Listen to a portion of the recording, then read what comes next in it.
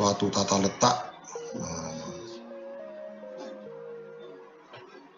dalam kegiatan pabrik, maka kadang-kadang muncul pertanyaan sebenarnya mana yang harus kita dahulukan antara kita merencanakan tata letak alat-alat produksinya atau kita merencanakan tentang bagaimana material handlingnya.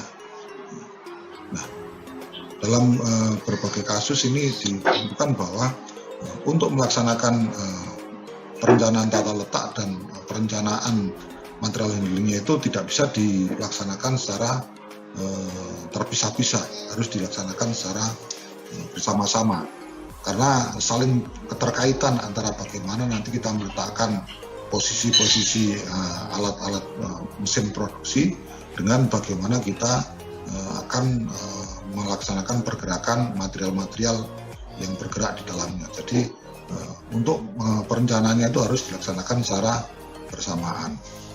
Nah, sedangkan untuk aliran bahannya sendiri, kita harus dapat mengatur letak-letak departemen-departemen yang bekerja dalam unit produksi ini sesuai pada aliran bahan yang bergerak di antaranya. Jadi kita harus mendapatkan istilahnya tata letak yang paling efektif yang dapat meminimalkan biaya pada saat pemindahan materialnya tersebut. Dalam melaksanakan perencanaan tersebut sudah dikenal beberapa teknik analisa. Ada yang analisa bersifat konvensional dan juga ada analisa yang bersifat modern yang sudah istilahnya menggunakan beberapa tool yang bisa digunakan untuk melaksanakan simulasi. Kalau analisa yang konvensional ini sudah sangat lama digunakan, sudah sering digunakan, tapi ini juga masih istilahnya masih sangat relevan dan dapat kita gunakan untuk merencanakan perencanaan awal suatu analisa aliran bahan tersebut. Biasanya yang konvensional itu masih menggunakan beberapa tool seperti grafik, kemudian menggunakan peta-peta string dan lain sebagainya. Sedangkan kalau yang sudah analisanya bersifat modern ini sudah menggunakan pendekatan yang bersifat deterministik dan probabilistik. Jadi yang modern ini sudah memasuki ranahnya di disiplin ilmu operation research. Jadi untuk melaksanakan analisanya bisa menggunakan tool-tool seperti program linear, terus analisa kuantitatif yang lain, teori antrian, kemudian simulasi dan lain sebagainya. Nah, yang akan kita bicarakan di pertemuan ini adalah analisa yang masih bersifat dapat kita kategorikan sebagai analisa yang konvensional. Nah, untuk melaksanakan analisa ini kita harus dapat mendapatkan, istilah kita harus mendapatkan informasi yang secara mendetail terhadap beberapa aliran bahan tersebut. Jadi kita harus dapat mengetahui bagaimana rute lintasan bahan-bahan tersebut dalam kegiatan produksinya tersebut. Jadi mulai dari departemen perpindahannya dari departemen yang satu ke departemen lainnya, dari proses awal sampai proses barang jadi, kita harus paham benar tentang rute yang ditempuhnya. Kemudian juga volume bahan-bahan tersebut. Nah, istilahnya kalau misalnya kita membuat produk A, maka bahan-bahan tersebut akan melewati tiap-tiap departemen, kira-kira volume yang melewati itu seberapa besarnya. Kemudian frekuensi perpindahannya dalam satuan waktu berapa kali bahan tersebut berpindah, kemudian juga jarak antar departemen tersebut dari lokasi satu dan lokasi lain. Yang tidak kalah pentingnya juga kita harus mengetahui tentang biaya yang diperlukan untuk melaksanakan perpindahan dari satu departemen ke departemen yang lain. Nah, itu adalah informasi yang perlu kita ketahui sebelum melaksanakan analisa aliran bahan tersebut.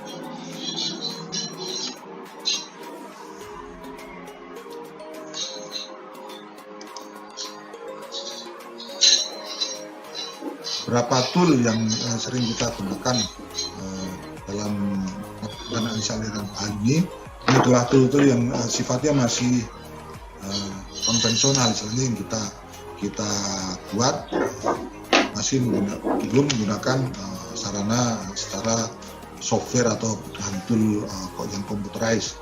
Beberapa di antaranya adalah strength diagram atau kita kenal dengan diagram garis, kemudian MPC multi product process chart, kemudian ada from to chart, ada material engineering planning sheet, dan juga ada ARC activity relationship.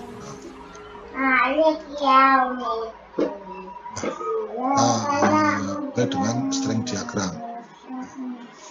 Strength diagram ini sarana untuk menggambarkan aliran bahan material dalam bentuk layout dengan menggunakan alat-alat seperti tali, benang, kawat, dan sebagainya.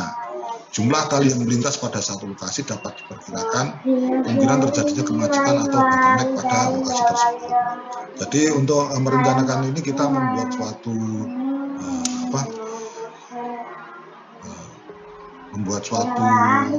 layout atau maket, kemudian kita menggunakan alat bantunya berupa tali, benang atau istilahnya yang bisa menunjukkan aliran bahan pada lokasi tersebut. Makanya ini dikenal dengan namanya adalah strength diagram. Strength diagram ini bisa menunjukkan kira-kira jumlah tali yang melintas pada suatu departemen, maka itu akan menunjukkan berapa banyak bahan yang bergerak dari satu tempat ke tempat yang lain tersebut. Dengan melihat strength diagram tersebut, kita akan bisa memperkirakan apabila dalam suatu departemen itu terdapat banyak aliran yang masuk, misalnya benang yang menuju ke departemen tersebut banyak, sedangkan yang keluarnya sedikit, ada kemungkinan di tempat tersebut terjadi bottleneck atau istilahnya ada kemacetan, keterlambatan, atau mungkin terjadi delay pada departemen tersebut.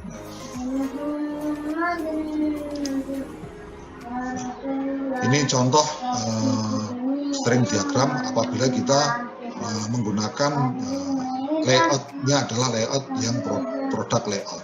Product layout itu kita kenal kemarin bahwa kita meletakkan mesin-mesin sesuai dengan aliran proses bahan tersebut dalam proses produksi. Jadi mesin diletakkan secara berurutan, walaupun mungkin ada beberapa mesin yang memiliki istilahnya mesin yang sama, tapi dia diletakkan secara berurutan sehingga bahan melewati masing-masing proses secara urutan. Istilahnya adalah ini product layout. Ini aliran bahannya dapat digambarkan. Ini ada dua produk 1 dan produk 2. Maka kita dapat gambarkan ini secara berurutan dari proses pertama, kedua, ketiga mengalir sesuai jumlah.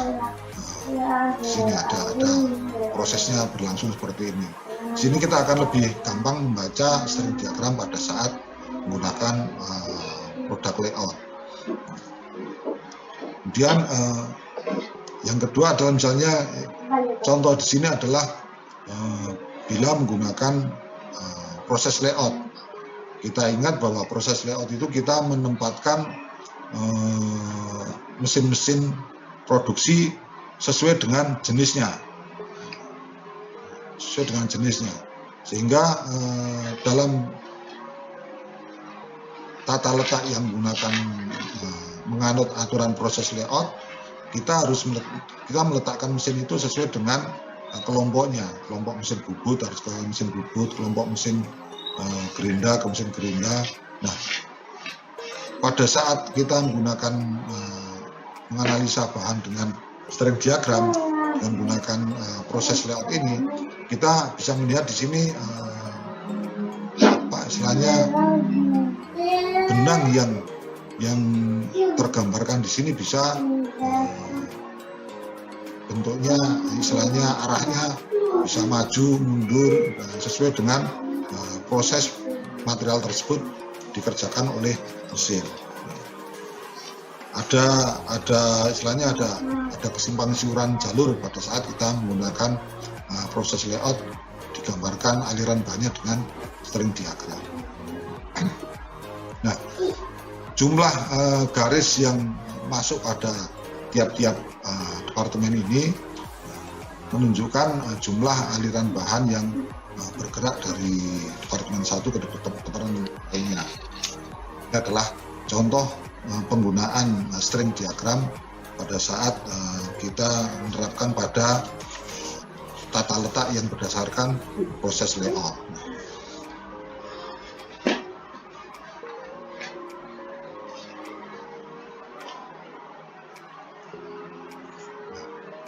Yang selanjutnya adalah kita mempunyai juga tool sebagai peta proses multi produk atau multi produk proses chart. Nah, jadi multi proses chart ini kita akan memahami aliran proses untuk tiap jenis komponen dan mengetahui jumlah mesin teoritis yang dibutuhkan untuk tiap jenis serta total jumlah mesin yang akan digunakan. Jadi di dalam MPPC ini kita akan memetakan, membuat perjalanan tiap-tiap proses suatu produk, sehingga secara teoritis kita akan mengetahui berapa jumlah mesin yang dibutuhkan dan kira-kira total jumlah keseluruhan itu berapa mesinnya, dan kita akan dapat memperkirakan perjalanan bahan tersebut dari proses awal sampai proses akhirnya masing-masing produk akan membutuhkan waktu berapa lama. Nah, ini adalah multi produk proses chart. Jadi pada saat kita merencanakan ada beberapa produk yang akan dihasilkan, kita akan dapat memperkirakan kira-kira jumlah kebutuhan mesin dan waktu yang dibutuhkan. Contoh multi proses saat ini seperti ini. Jadi kita memiliki rencana akan memproduksi 3 buah produk. Jadi ada produk P1, produk P2 dan produk P3. Nah, untuk istilahnya proses yang dilakukan pada saat membuat produk P1 itu harus melalui mesin 1, 2, 3, 4, dan 5. Nah, yang harus dilakukan istilahnya perjalanan bahan tersebut dari bahan baku menjadi bahan jadi untuk P1, untuk produk 1 ini dikerjakan oleh mesin 1, kemudian bergerak ke mesin 2, kemudian bergerak ke mesin 4, kemudian balik ke mesin 3, dan terakhir di mesin 6. Ini kita asumsikan bahwa langkahnya dari masing-masing mesin ini jaraknya adalah sama, sehingga kita dapat melihat perjalanannya untuk produk 1 ini ada dari P1 dari mesin 1 ke mesin 2 adalah 1 langkah, kemudian dari mesin 2 ke mesin 4 ini adalah 2 langkah, sehingga 1, 2, 3, kemudian dari mesin 4 ke mesin 3 ini balik 1 langkah, dan dari mesin 3 ke mesin 5 sebanyak 2 langkah, sehingga total yang diperlukan untuk membuat produk 1 ini ada 6 langkah. Kemudian untuk yang produk 2 ini proses untuk membentuk produk 2 ini dikerjakan di mesin 1, kemudian bergeser ke mesin 3, bergeser ke mesin 2, kemudian balik ke mesin 3 lagi, ke mesin 4 dan ke mesin 5. Nah, ini total langkahnya adalah 2, 1, 1, 1, 1. Di sini juga 6 langkah. Dulu dibenerin, kalau mau dibenerin. Kemudian yang produk ketiga colokannya dilepas dulu, ini mengalami perjalanan dari mesin 1 langsung ke mesin 4, kemudian balik ke mesin 3, balik ke mesin 2, kemudian diteruskan ke mesin 5. Totalnya adalah 3 tambah 1 tambah 1 tambah 3, ada 8 langkah. Kalau kita mempertimbangkan waktunya, istilahnya langkah yang diperlukan, maka produk 1 memerlukan 6 langkah, produk 2 memerlukan 6 langkah, dan produk 3 memerlukan 8 langkah.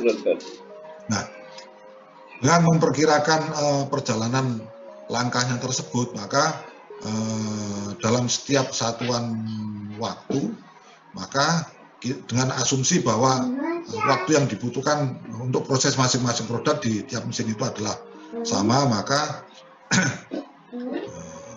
pada saat waktu yang sama di mesin 1 itu ada 3 produk, misalnya produk yang belum jadi dalam proses ya, proses awalnya. Kemudian di mesin 2 ini akan kita temukan juga 3, kemudian di mesin 4 itu ada 4 produk, kemudian di mesin 4 ada 3, dan di mesin 5 ada 3. Nah, dengan melihat ini kita dapat kita lihat bahwa pada mesin 4 ini ada jumlah yang lebih banyak, ada 4, karena kalau kita anggap itu kecepatan masing-masing mesin itu adalah sama semua kecepatannya, sedangkan pada satuan waktu itu di mesin 3 itu ada 4 produk work in process, maka kita dapat memperkirakan bahwa pada departemen, istilahnya pada tempat di mesin 3 ini ada peluang terjadi bottleneck. Bottleneck maksudnya di sini akan ada mungkin ada delay atau ada keterlambatan pengerjaan, sehingga ini juga akan mempengaruhi pada proses produksi secara keseluruhan. Ini adalah contoh untuk MPPC. Jadi kalau hampir sama dengan pada waktu string diagram itu kan dengan garis, kita secara visual kita melihat bahwa jumlah garis yang masuk pada suatu departemen itu kalau misalnya lebih banyak daripada jumlah yang keluar, maka di situ ada kemungkinan terjadi bottleneck. Demikian juga pada MPPC ini. MPPC kita melihat pada mesin 3, kita melihat di sini ada 4 work in process yang harus dikerjakan. Kalau dengan asumsi seluruh, istilahnya semua waktu yang diperlukan untuk membuat melaksanakan proses itu sama, maka ada peluang di sini pada mesin 3 mengalami bottleneck. Nah, maka langkah antisipasi yang diperlukan pada mesin 3 kemungkinan bisa dilakukan dengan mempercepat proses produksi yang di mesin 3. Nah, ini salah satu kegunaan dari MPPC ini.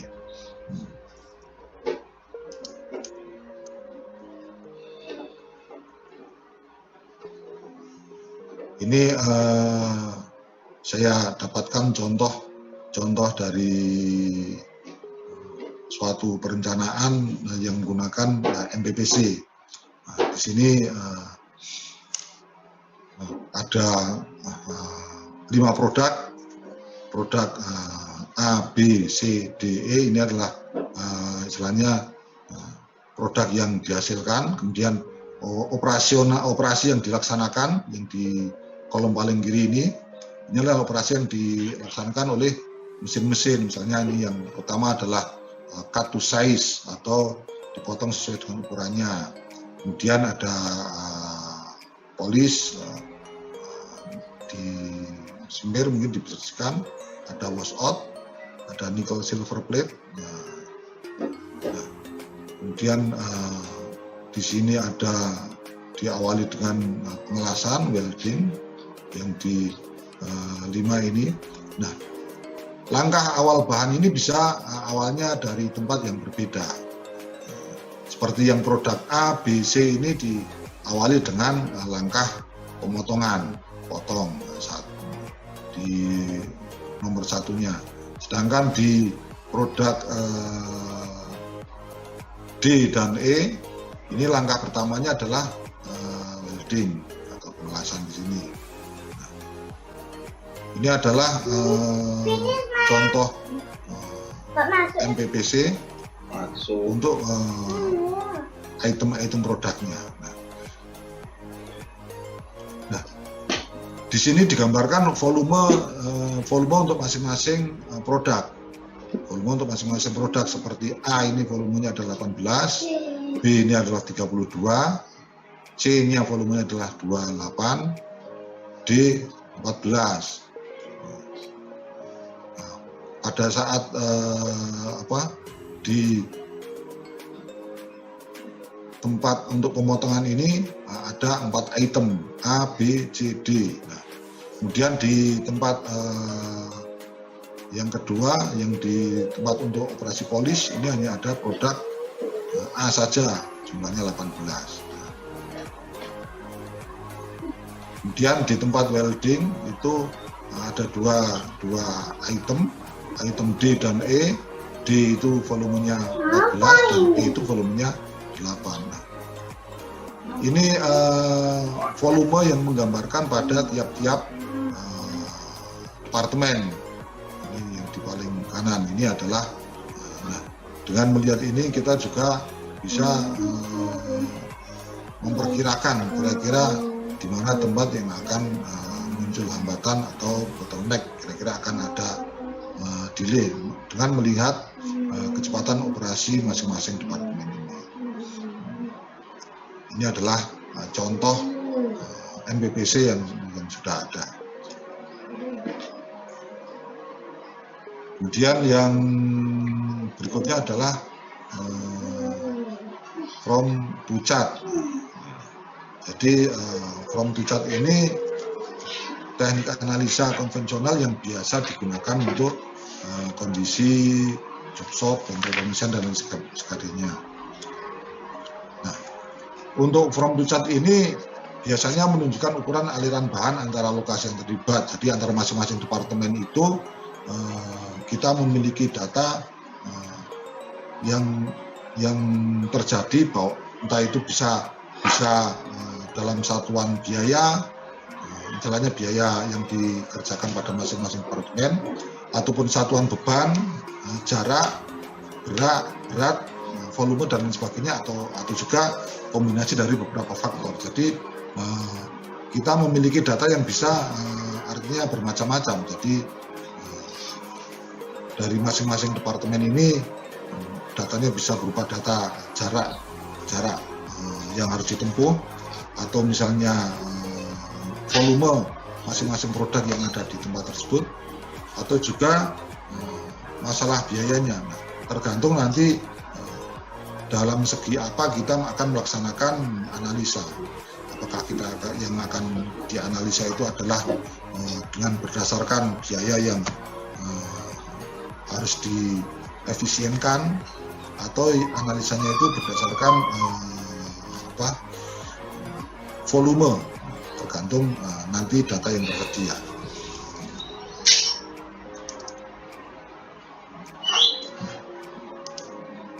Contoh untuk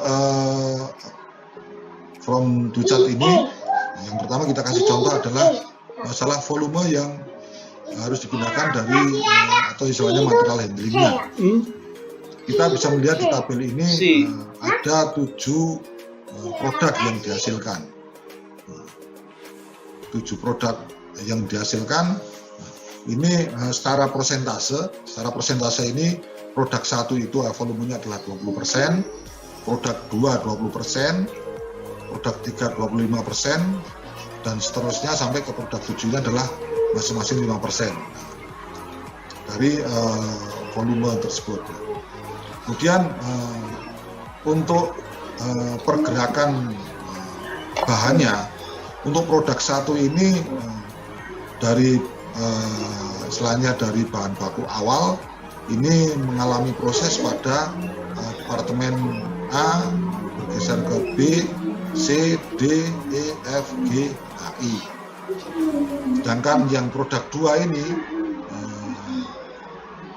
dari bahan baku awal dia mengalami proses dari departemen A ke departemen C, kemudian ke D, F, G, dan I.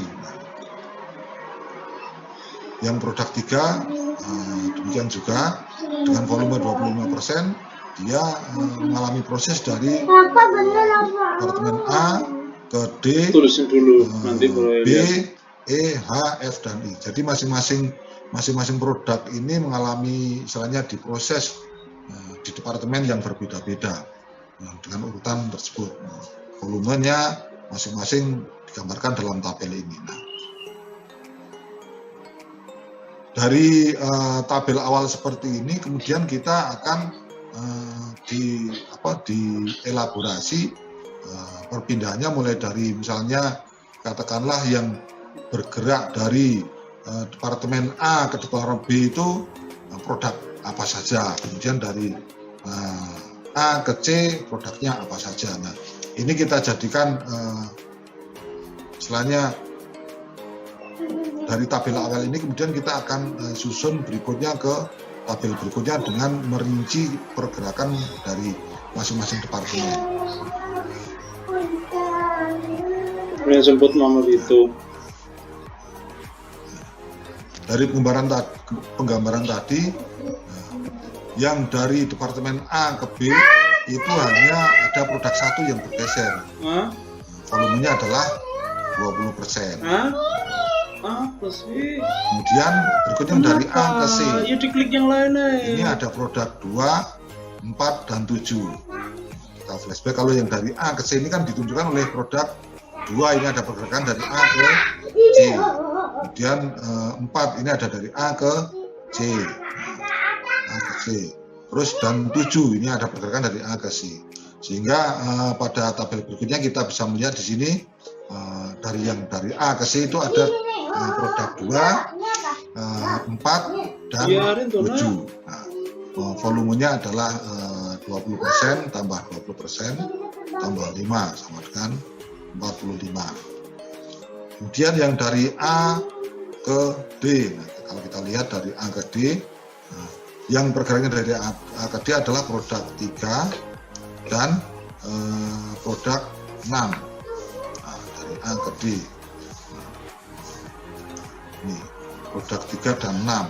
Volumenya adalah 25 dan 5 sehingga totalnya adalah 30. Dan seterusnya kita elaborasi, kita rinci. Jadi yang dari titik A kemudian bergeser dari titik B ke C, ada produk 1, B ke D tidak ada, berarti tidak ada pergerakan dari departemen B ke C. Maka kalau kita lihat di sini kan memang dari B tidak ada yang ke D, adanya dari B ke C, kemudian B ke E, di sini B ke E, di sini juga B ke F. Nah, tidak ada yang B ke C, jadi sehingga pada tabel elaborasi ini kita lihat bahwa yang B ke D ini tidak ada produk yang dipindahkan. Nah, langkah selanjutnya setelah kita rinci tabel ini, kemudian kita masukkan ke dalam tabel semacam metrik di sini. Nah, jadi maka kita kenapa tadi namanya from to chart karena memang di sini kita tabelnya adalah dari departemen mana ke departemen mana. Katakan seperti ini kan from A to B. Tadi kan kita elaborasi yang dari A ke B itu kan tadi ada 20, dari yang A ke C ada 45. Ini loh yang ini cerita. Dari A ke B ada 20, A ke C ada 45, A ke D ada 30. Maka kita lihat di sini A ke B ada 20, A ke C ada 45, A ke D ada 30, A ke E ada 5. Nah, kita masukkan ke dalam tabel matrik seperti ini. Kalau kita lihat di sini ada yang di sebelah kanan diagonal, ini kita sebut sebagai langkah maju karena istilahnya urutannya memang dari depan ke belakang. Sedangkan yang di sebelah kiri ini kita sebut sebagai langkah mundur atau backward. Karena di sini adalah dari C ke B. Kalau kita urutkan tadi kan urutan kita letakkan awalnya itu kan dari A, B, C, D, E itu dari kiri ke kanan. Sedangkan ada langkah dari C ke B. Maka ini adalah kita anggap sebagai langkah mundur backward. Kalau kita lihat posisinya ada di sebelah kiri dari diagonal. Ini adalah langkah berikutnya untuk kita buat dalam matrik seperti ini. Ini kalau kita totalkan kan sama ini dari kanan ini jumlahnya total adalah 620. Nah, kemudian setelah kita melaksanakan perhitungan ini, kita melakukan analisa momennya. Jadi berdasarkan from to chart-nya tadi, kita lakukan analisa momen dengan mengalihkan persentase volume material yang digunakan dengan jarak terhadap diagonal matrik tersebut. Jadi kita perkalikan dengan jarak diagonal matrik. Jadi kalau misalnya dari diagonal matriknya 1 kotak, maka kita kalikan 1. Kemudian kalau misalnya 2 kotak, kita kalikan 2. Itu untuk langkah maju. Sedangkan kalau untuk yang langkah mundurnya, yang backwardnya, ini karena seharusnya kita hindari langkah mundur tersebut, karena itu akan merugikan secara waktu dan jarak juga. Sehingga pada langkah mundur ini untuk analisa momennya kita kalikan 2 kalinya dari langkah majunya. Jadi kalau misalnya langkah majunya itu jaraknya 1 kotak, maka kita kalikan dengan 2. Kalau langkah mundurnya itu jaraknya 2 kotak, maka kita kalikan 4, 2 kalinya. Pada kasus di atas, maka analisa momennya dapat kita perhitungan seperti ini. Jadi ini kita melihat dari tabel yang di slide 12 ini. Slide 12 ini kan langkah majunya yang jaraknya 1 kotak. Ini ada 20, yang dari A ke B, kemudian B ke C 20, C ke D 65, D ke E 20. Pokoknya yang jaraknya 1 kotak dengan diagonal. Maka ini kita kalikan 1. Nah, di sini. Nah, ini adalah yang jaraknya 1 kotak. Kita kalikan 1. Sedangkan yang jaraknya 1 kotak tapi sebelah kiri ini kita lihat di sini ada dari C ke B, dari D ke C ada 2. Ini kita kalikan dengan 2, jadi 5 kali 5 ditambah 5 kali 2 sama dengan 20. Nah, ini berikutnya yang jaraknya 2 kotak. Kalau yang langkah majunya kita kalikan 2, ketemu 260. Kemudian yang langkah mundurnya kita kalikan 4. Setelah kita lakukan perhitungan semuanya, diperoleh total forward dan backwardnya adalah 970 ditambah dengan 340 sama dengan 1310. Ini adalah analisa momen yang kita lakukan. Kita akan melakukan koreksi atau istilahnya akan melakukan perbaikan agar didapatkan analisa momennya tersebut lebih kecil. Untuk mendapatkan analisa momen lebih kecil ini kita lakukan dengan merubah susunan letak dari departemen tersebut agar meminimalkan langkah backwardnya. Sehingga kalau tadi urutannya adalah A, B, C, D, E, F, G, H, I, istilahnya urutan departemennya seperti itu. Kemudian coba kita melakukan perbaikan, istilahnya trial kedua kita lakukan perbaikan dengan merubah susunan letak dari departemen tersebut.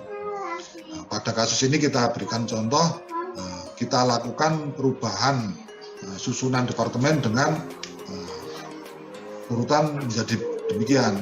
Jadi urutannya menjadi A, C, D, B, E, F, G, H, I. Jadi kita lakukan perubahan susunan yang awalnya A, B, C, D menjadi A, C, D, B. Di belakangnya masih sesuai dengan urutan yang trial pertama. Dengan merubah susunan urutannya tersebut, maka kita dapat melihat bahwa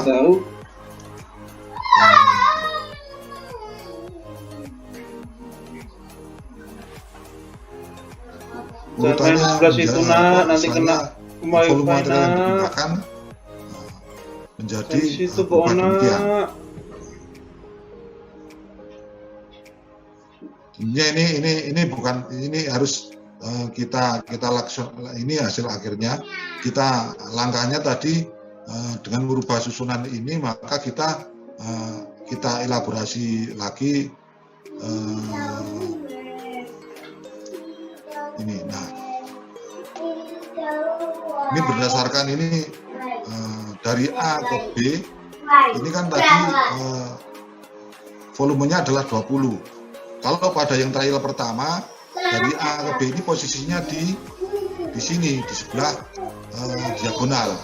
Tapi pada trial kedua dari A ke B ini posisinya menjadi di sini. Nah, berbeda, istilahnya maju dua kotak, selisih 3 kotak dari diagonal. Kemudian yang A ke C ini adalah 45 berdasarkan urutan operasi produknya. Pada trial pertama A ke C itu posisinya adalah 2 kotak dari diagonal. Nah, dengan merubah susunan posisi departemennya pada trial kedua, dia A ke C ini posisinya di sebelah diagonal, hanya 1 kotak. Nah, dan seterusnya, jadi dengan merubah susunan ininya, susunan departemennya, urutan departemennya, maka kita peroleh matriknya menjadi matrik from to chart-nya menjadi seperti ini. Nah, dari susunan matrik ini kemudian kita lakukan analisa momennya dengan mengalihkan persentase, dengan mengalihkan dari jarak yang 1 kotak ini kalikan 1, ya, untuk langkah mundurnya kita kalikan 2. Kalau yang selisihnya 2 kotak, maka kita kalikan 2, dan yang mundurnya 2 kotak kita kalikan dengan 4. Maka analisa momen untuk trial keduanya kita peroleh adalah ini. Jadi total forwardnya kita peroleh banyaknya adalah 920. Kemudian total backwardnya kita peroleh 240. sehingga secara total keseluruhan jumlahnya adalah 1.160. Nah, ini lebih sedikit daripada yang trial pertama tadi. Yang trial pertama kan kita peroleh 1.310, sedangkan trial keduanya kita peroleh 1.160. Karena lebih kecil dan ini adalah perhitungan jarak atau yang harus ditempuh oleh bahan tersebut, maka berarti ini lebih letak yang trial kedua ini lebih efisien atau lebih ekonomis, sehingga secara lebih efisien yang posisi trial kedua. Dan kalau itu kita konversikan menjadi jarak tersebut sesuai dengan biaya yang dikeluarkan untuk melakukan pemindahan bahan, maka itu menjadi lebih ekonomis, efisien. Ini adalah contoh front to cat dengan jarak. Nah, ini kan dari trial kedua dibuat angka umum yang lebih kecil untuk backward, sehingga susunan lebih baik daripada trial sekarang. Nah, apabila kepingin lagi untuk mengefektifkan, misalnya barangkali mencari yang lebih efisien lagi, bisa dilakukan dengan trial ketiga. Jadi posisi trial kedua ini apabila memang masih dianggap masih ada peluang untuk melakukan perbaikan yang lebih murah lagi, istilahnya analisa momennya nanti bisa mungkin lebih kecil lagi, sudah lakukan dengan menggunakan trial ketiga. Metodenya kita gunakan adalah dengan trial and error. Istilahnya tidak ada panduan untuk merubah kira-kira mana yang harus digeser. Istilahnya kita lakukan dengan kita coba dengan menggeser, kemudian kita lakukan perhitungan. Kalau ternyata perhitungannya lebih besar, momennya lebih besar, berarti tidak lebih baik. Kita coba dengan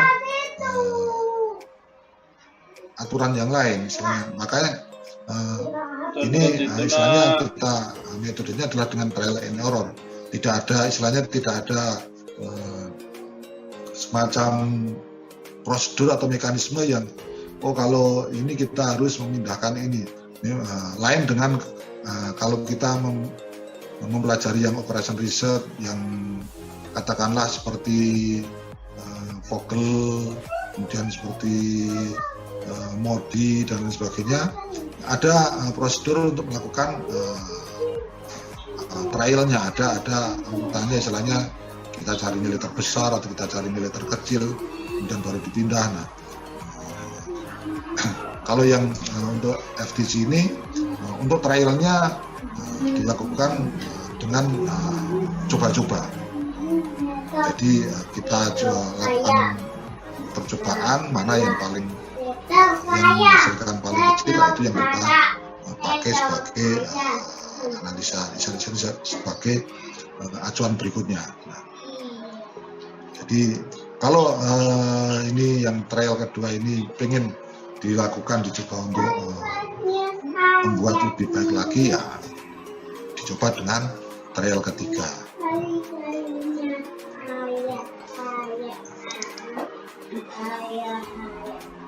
Nah, jadi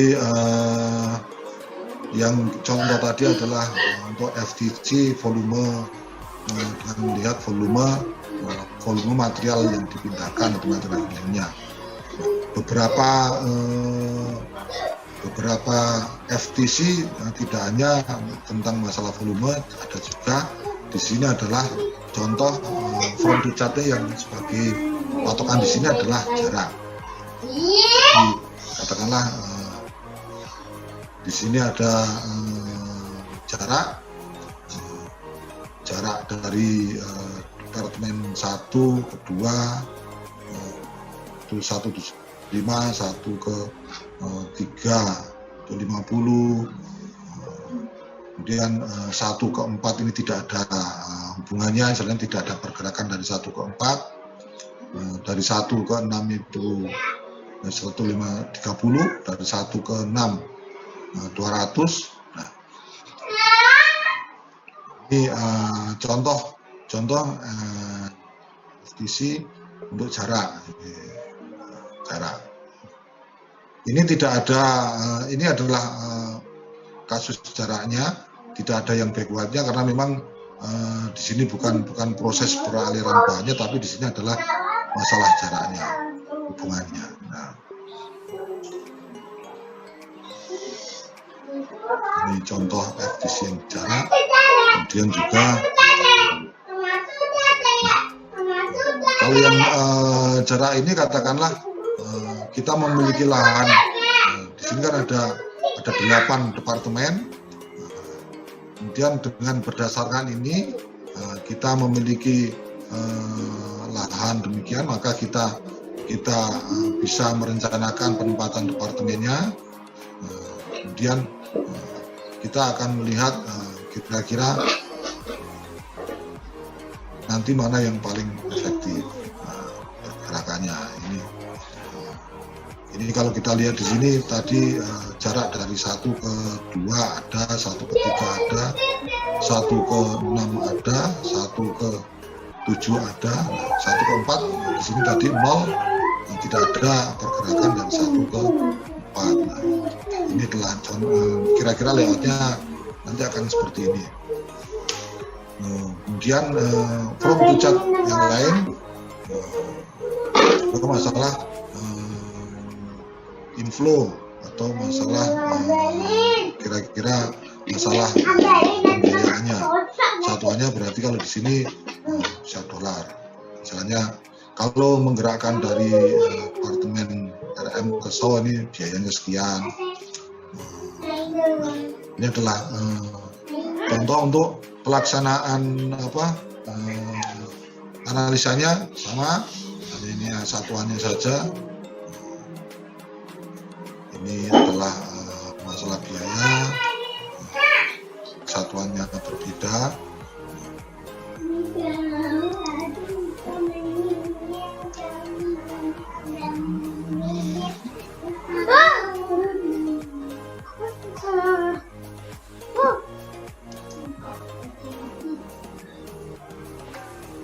Di sini serupa dengan tadi. Ini nanti setelah file ini saya kirimkan ke para mahasiswa, ini nanti sebagai penugasan ya, penugasan yang di slide 24 ini. Jadi di slide 24 ini ada contoh kasus suatu perusahaan memproduksi 7 jenis produk. Dari hasil pengamatan diketahui beberapa data seperti pada tabel berikut. Nah, produk A ini volumenya 5%. Pergerakannya mulai dari bahan baku di raw material di sini, kemudian bergeser ke departemen 2, 3, 7, balik ke 3, kemudian ke 6, dan terakhir di warehouse. Kemudian yang produk B volumenya 20%, ini mulai dari raw material bergeser ke departemen 1, 2, 3, 4, 5, 6, 7. Kemudian yang produk C volumenya 25%, dia dari raw material ke departemen 3, 1, 4, 7, 5 sampai ke warehouse dan seterusnya. Ini pertanyaannya berdasarkan persentase tadi buatlah FTC dengan susunan departemennya adalah demikian. Jadi mulai dari raw material 1, 2, 3, 4, 5, 6, 7 sehingga langkah awalnya, posisi awalnya, trial pertamanya adalah perebutan dari raw ke 1, 2, 3, 4, 5, 6, 7. Kemudian lakukan analisa forward bobotnya, kalau forward 1, backward 2. WA. Kemudian Setelah dilakukan analisa Udah ini, keluar. lakukan perbaikan dengan memindahkan 2 departemen. Jadi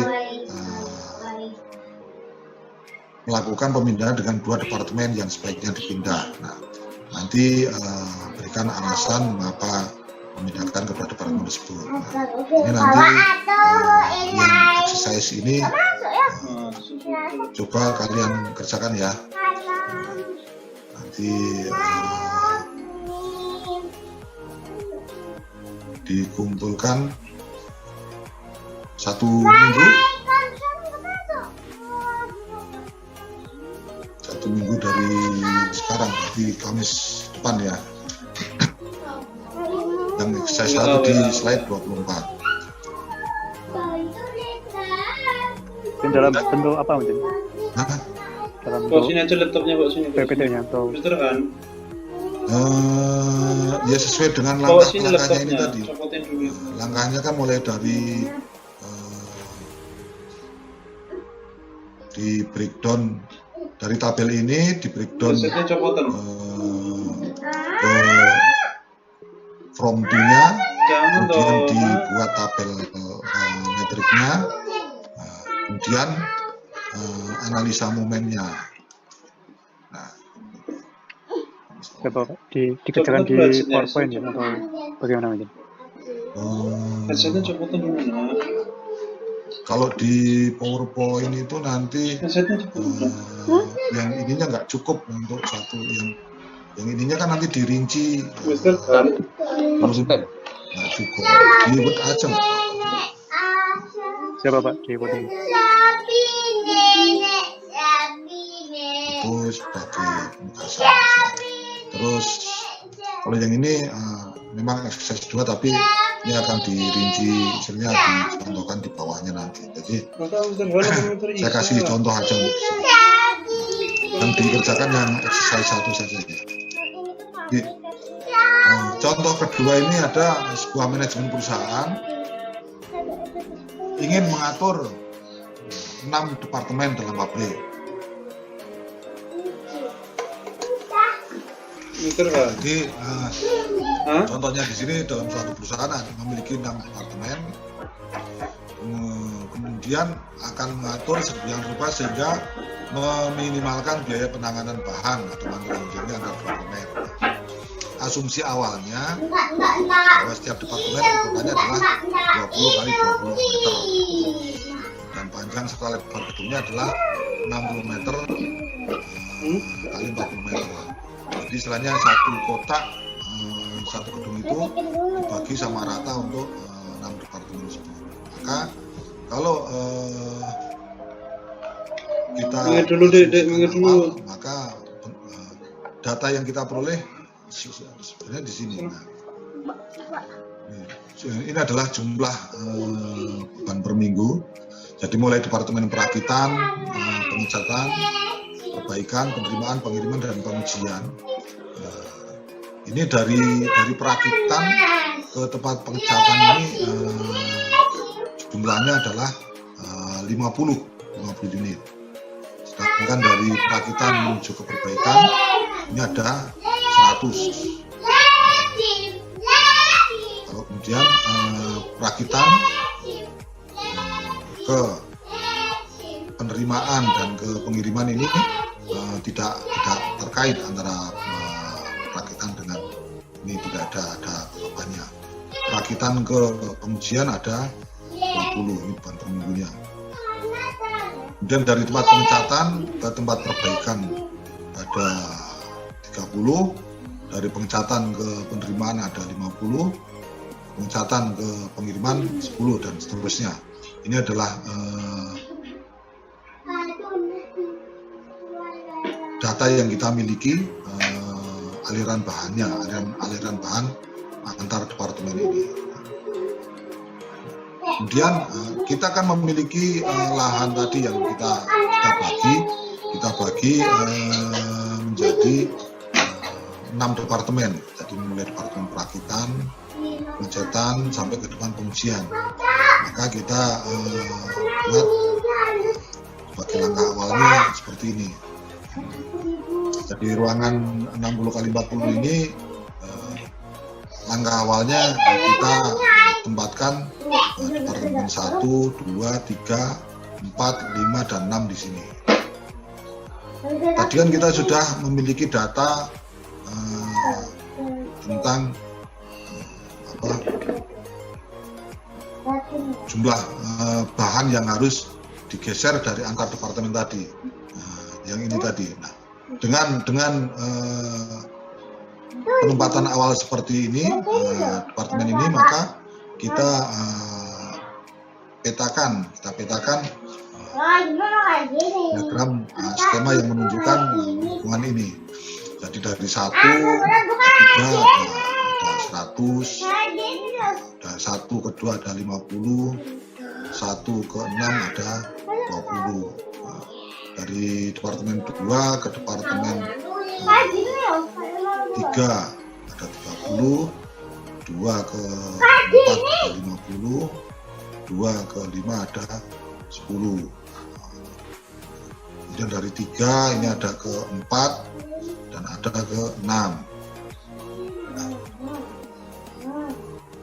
Kemudian setelah kita buat posisinya seperti ini, maka kita lakukan perhitungan kira-kira biaya yang diperlukan untuk material handlingnya ini, pemindahan bahannya ini. Nah,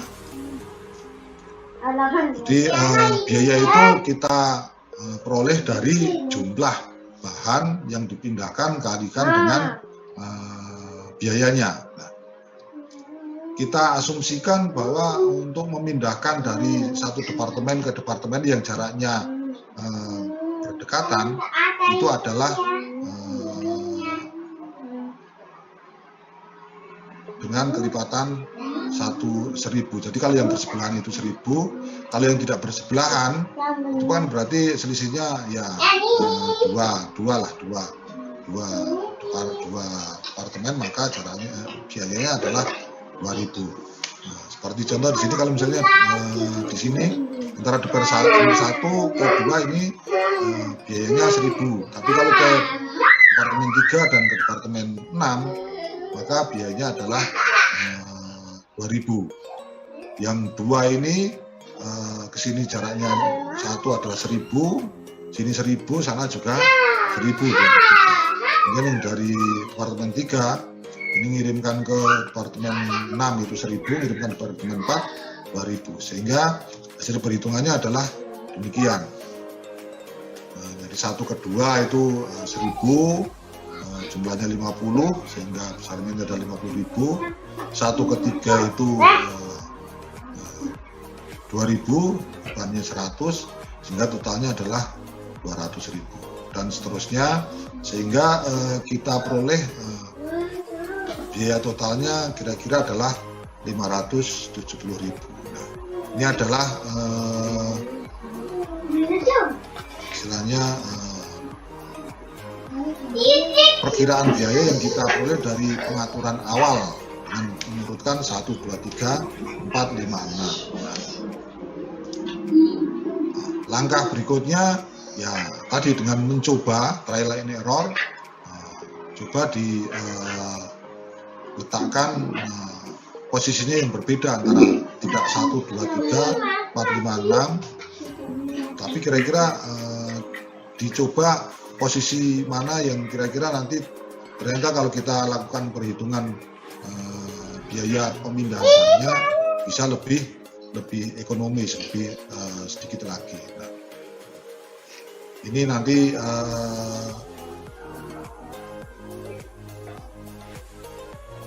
dapat sebagai nomor 2-nya. Jadi ini langkah-langkah 1 sampai langkah 5 sudah saya kasih contoh. Nanti langkah 6-nya, langkah 1 sampai 4 sudah kita contoh. Langkah 5, 6 ini trial keduanya ini nanti dibuat kira-kira apakah bisa menemukan yang lebih murah dari 570.000 ini, sehingga dari posisi pengaturan departemen ini yang awalnya adalah 1, 2, 3, 4, 5, 6 kita letakkan berurutan seperti ini. Kita coba dengan merubah posisinya. Kira-kira nanti akan mendapatkan hasil yang lebih murah atau tidak. Memang ini kan sama dengan yang FTC tadi, tidak ada kriteria yang harus, istilahnya tidak ada kriteria bahwa kita akan memindahkan departemen yang ini, tidak ada kriteria. Jadi yang kita laksanakan adalah dengan trial and error tadi. Kalau kita coba dirubah, ternyata nanti kita hitung ternyata lebih mahal, berarti kita ketemu dengan errornya, atau yang kita coba adalah salah. Tapi kalau misalnya kita melakukan mencoba untuk mengkombinasi letaknya dan kita mendapatkan itu masih formulasi yang lebih ekonomis dalam itu loh, biaya pemindahan masih barang, merah. berarti trial kita Kamu itu udah kelihatan itu dibuka kameranya. Jadi tugasnya yang pertama itu, yang kedua tinggal trialnya saja nanti dilanjutkan.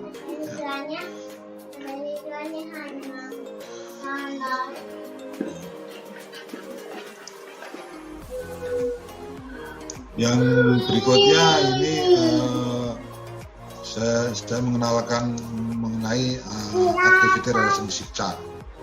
Jadi itu biasa klik aja wes, bukan activity relationship chart ini dengan melihat hubungan antara mesin dengan mesin atau hubungan antara satu departemen dengan yang lainnya dengan mengamati frekuensi kesinambungan aliran produk. Jadi ini lebih bersifat kualitatif lah.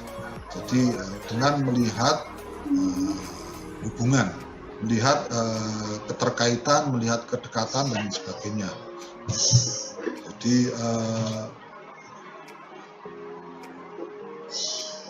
istilahnya kita mencoba untuk meletakkan suatu departemen ini dengan pertimbangan lebih pertimbangan ke sesuatu yang bersifat kualitatif. Misalnya kadang-kadang mana yang lebih penting, mana yang lebih saling membutuhkan. Jadi istilahnya tidak melakukan perhitungan secara kuantitatif dengan ukuran-ukuran dengan angka-angka dan sebagainya, tapi kita dengan melihat hubungan keterkaitan antar bagian satu dengan yang lain. Ya, kegunaan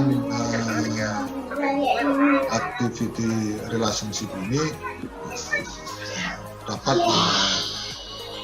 dikategorikan menjadi beberapa, istilahnya bermacam-macam kegunaannya, mulai dari bisa untuk penyusunan urutan pendahuluan bagi peta dari ke. Jadi seperti kita menyusun peta FTC itu, ARC ini bisa jadikan kita acuan sebagai untuk membuat desain awalnya. Kemudian untuk menentukan lokasi. Jadi bagaimana nanti menentukan lokasi, katakanlah seperti misalnya lokasi tempat produksi dengan tempat untuk rekreasi atau tempat untuk membersihkan diri, toilet, kamar mandi dan sebagainya. Ini kita gunakan versi ini karena memang ini kan masih bersifat kualitatif, jadi yang membutuhkan suatu penilaian. Nah, langkah-langkah untuk membuat ARC itu pertama adalah catat semua departemen, kemudian lakukan wawancara atau survei pada tenaga kerja tiap-tiap departemen. Kita melakukan pendalaman, kita melakukan menggali informasi dari tenaga kerja, sehingga dalam menentukan hubungan itu kita bisa melihat istilahnya kita menggali penilaian dari tenaga kerja yang ada di situ. Kita nanti akan menentukan ini hubungan antara departemen A dengan departemen B ini sangat penting, atau misalnya hubungannya itu tidak begitu berpengaruh, atau hubungannya istilahnya penting sekali sehingga secara letak mungkin harus diletakkan pada tempat yang berdekatan atau harus dengan mudah diaksesnya dari segi aksesnya. Ini langkah-langkah moderasi. Salam, monggo. Enggak, karena Sehingga nanti kita ini contoh-contoh dalam menentukan keterkaitan tadi. Yang keterkaitan ini sebagai contoh di sini ada 6 departemen, mulai dari departemen perakitan, kemudian ada kantornya, kantor manajemennya, ada tempat penyimpanan, stockroom, tempat untuk stockroom, kemudian ada pengiriman, shippingnya, ada break room itu ruang rekreasinya, dan ada tool room untuk penyimpanan perkakas. Dan maka contoh di sini antara perakitan assembly dengan office ini apanya tuannya? adalah ordinary. Ordinary itu biasa-biasa aja. Belum deh. Yang kalau antara assembly dengan Baru makan pisang kok. stockroom, ini di sini Lumayan. hubungannya dikategorikan sebagai A, Ya. absolutely essential atau sangat penting, sangat penting, absolut, sangat penting sekali lah kalau misalnya diterjemahkan lagi. Kemudian kalau kita contoh di sini antara shipping dengan assembly, ini important. Ini nilai-nilai di sini adalah nilai-nilai persepsi, nilai-nilai pemahaman, nilai-nilai yang tidak berdasarkan angka-angka, tidak berdasarkan ukuran, sehingga kita memperolehnya dengan melakukan suatu survei, wawancara, mengamati dan sebagainya, sehingga kita bisa menentukan hubungan antara masing-masing departemen ini, mulai dari yang sangat penting sekali sampai dengan yang tidak ada hubungannya, not shareable ini, tidak ada hubungannya. Ini yang kalau tidak ada hubungannya, kita lihat di sini contohnya adalah antara break room dengan office.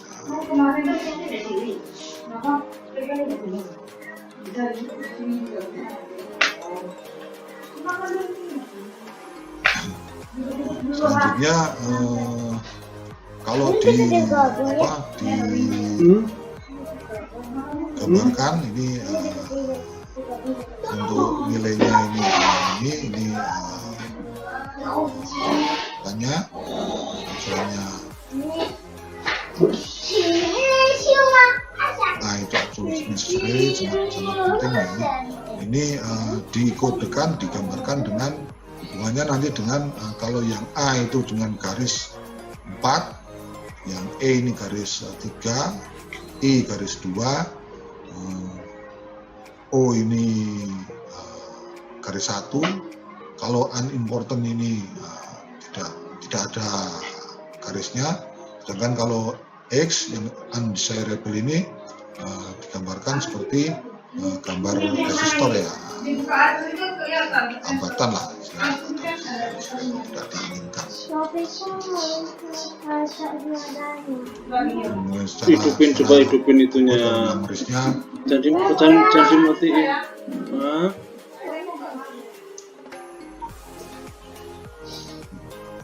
Sehingga kalau kita nyari untuk menunjukkan kira-kira alasan dalam kedekatan ini ada 9 kriteria dengan deskripsinya alasan kedekatan. Satu ini penggunaan data hasil proses secara bersamaan dan seterusnya.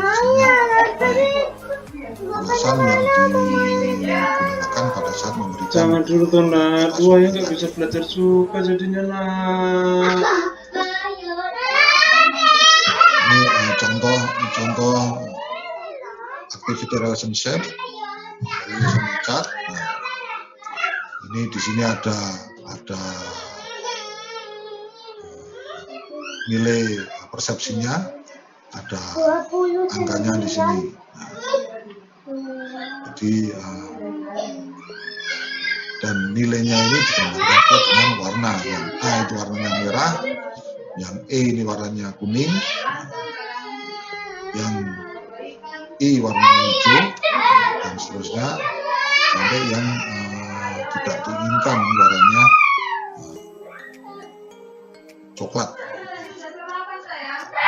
Saya Ini kira adalah kalau contoh menggunakan kue dari tok. aktiviti relaksasi. Kita langsung cat.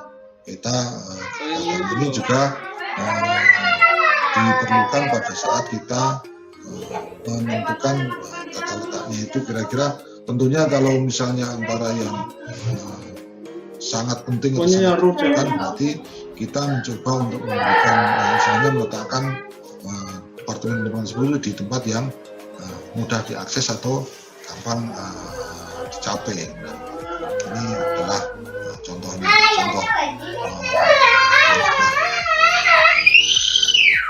lain yang sudah di sini kita lihat juga. Jadi mulai dari kantor direksi, kantor umum, ini alasan tingkat kepentingannya apa, kemudian terus kode alasannya. Jadi untuk alasan ini bisa ada di sini, katakanlah contoh di sini ada 7 alasan, mulai dari urutan anggaran kerja, derajat karyawan. Kita letakkan di sini misalnya antara kantor direksi dengan kantor umum ini mutlak perlu didekatkan. Ini alasannya mulai dari 1, 2, 3, 5. Anggaran kerja, derajat karyawan, dan pengawasan sehingga alat komunikasi. Kenapa sih? Kalau yang tidak penting, yang unimportant, ini tidak perlu alasan, karena tidak ada alasannya di sini. Ini adalah contoh kita membuat suatu aktiviti relationship. Ini memang bersifat kualitatif, bukan kuantitatif berdasarkan angka-angka, dan kita menggunakan sebagai pertimbangan kepada manajemen untuk menentukan letaknya, apakah itu harus dilakukan pendekatan atau tidak perlu didekatkan dan sebagainya. Kira-kira itu yang perlu materi yang saya sampaikan pada pagi ini. Tugasnya nanti ada 2, satu yang FGC, yang keduanya yang masalah tadi letak. Ada yang mau bertanya? Silakan. Nanti ya di sini ya. Mungkin arahan untuk rencana UTS-nya mungkin. Untuk rencana UTS-nya, untuk UTS-nya nanti tak siapkan soalnya dari materi yang sudah saya berikan ini. Sebenarnya nanti untuk penilaian UTS-nya kan akan saya combine antara nanti yang saya berikan soalnya dengan penugasan ini. Ya.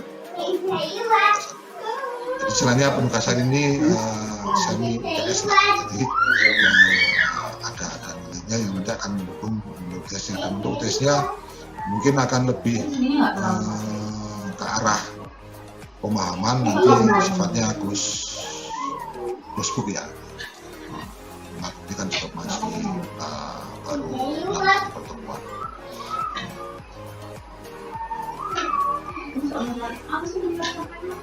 Mungkin doain dulu.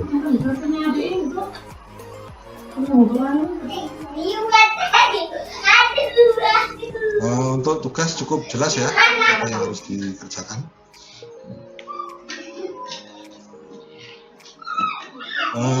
Kemarin itu saya diinfokan dari Pak Tri untuk jadwal UTS-nya yang perencanaan fasilitas hari Rabu. Jadi pasti nanti paling lambatnya Kamis ya, sesuai dengan kuliah kita ini kan Kamis pagi lah paling lambatnya.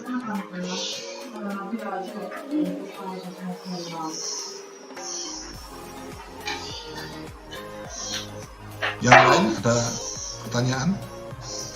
Mandi ya, begini ya.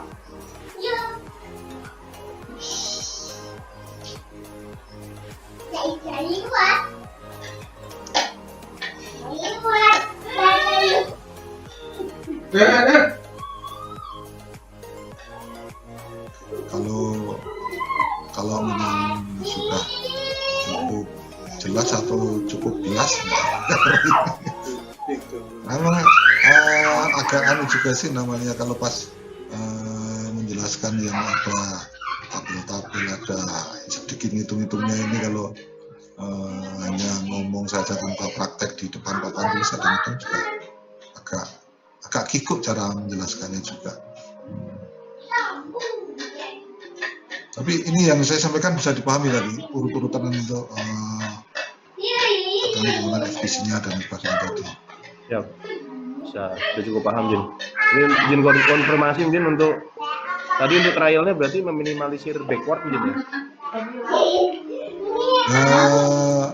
Pada dasarnya adalah minimalisir backward, karena kalau yang backward itu kan nanti analisa momennya kan akan dikalikan 2 kali lipat ya, sehingga hasil akhir analisa momennya mesti akan, kalau misalnya backwardnya besar itu analisa momennya tentunya akan lebih besar.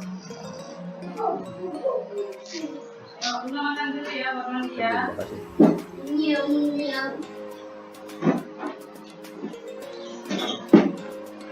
Oke, kalau tidak ada yang nanya lagi, saya rasa sudah cukup apa yang saya sampaikan. Moga-moga dapat dipahami dengan sejelas-jelasnya. Nanti kalau memang ada yang perlu, setelah ini mungkin ada yang perlu ditanyakan, ada perlu penjelasan, bisa secara pribadi calling, tidak ada masalah. Oke, saya akhiri. Semoga-moga kita sehat selalu, keluarga sehat, jaga protokol kesehatan. Saya akhiri. Assalamualaikum warahmatullahi wabarakatuh. Waalaikumsalam warahmatullahi wabarakatuh. Selamat melanjutkan dengan kuliah berikutnya. Saya live ya.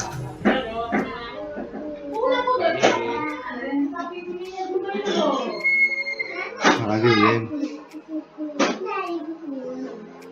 Paparannya di-share juga ya?